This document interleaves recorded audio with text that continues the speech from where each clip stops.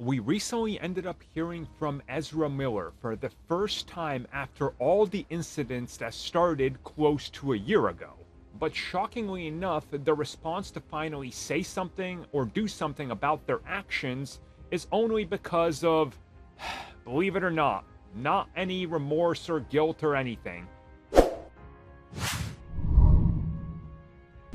So yeah, as it turns out, Ezra Miller did not care much about any of the press, the headlines, any of the damage that was being done to any of the people involved, their families, the families asking for help for the whereabouts, missing people, the attacks on the people, abuse, charges of various kinds. We've covered all of this. It's just such an extensive list. I'm probably forgetting multiple things.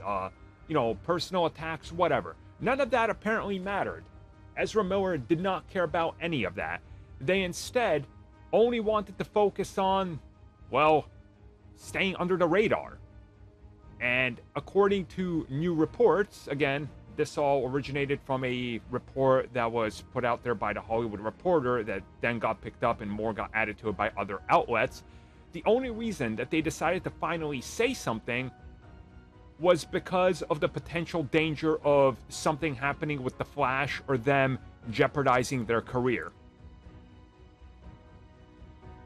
So they only apologized for all the actions and the fear and the missing peoples and all that just because it could impact their monetary future and how much money they make, and not the well-being of anybody or a real I'm sorry, which most people call them out on that anyway because, oh, I'm sorry I did all this, I'll try to be better. Oh, you don't say. Anybody else picking up what exactly is wrong with this messaging here? Right? Is anybody else picking up on this? And I also want to address something that I saw in the last video where I talked about the whole, 2,000 plus people were asked about, hey, if this actor did this thing, does it matter? Would you still see the film?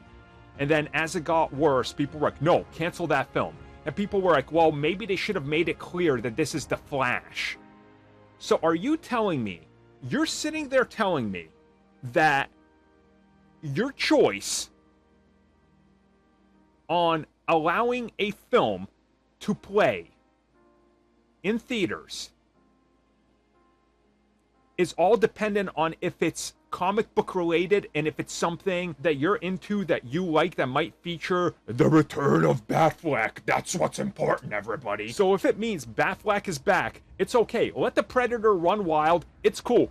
Forget all about it. Forgive him forever. It's cool because my Batfleck is back. This could possibly mean we're restoring the Snyderverse. But if it was any other actor and it doesn't mean this, then they could be fired. Like, that's what you're trying to tell me? That's where the line is? The line on being a decent human being is suddenly wiped away because my Batfleck might be back or my Snyderverse might get restored? Do you see the loopholes you're going through in, your head to try to excuse this behavior that's enabling things like this and sorry apologies and the actor literally not caring about anything? Yeah, that's problematic, guys. I'm starting to think some of you are completely brainwashed to this whole comic book thing and don't actually realize the damage this does to real people if you're willing to excuse what he's doing and just go, yeah, but it's cool, but he's the Flash, so it's all right. I like that comic book character. Yeah, I love the X-Men.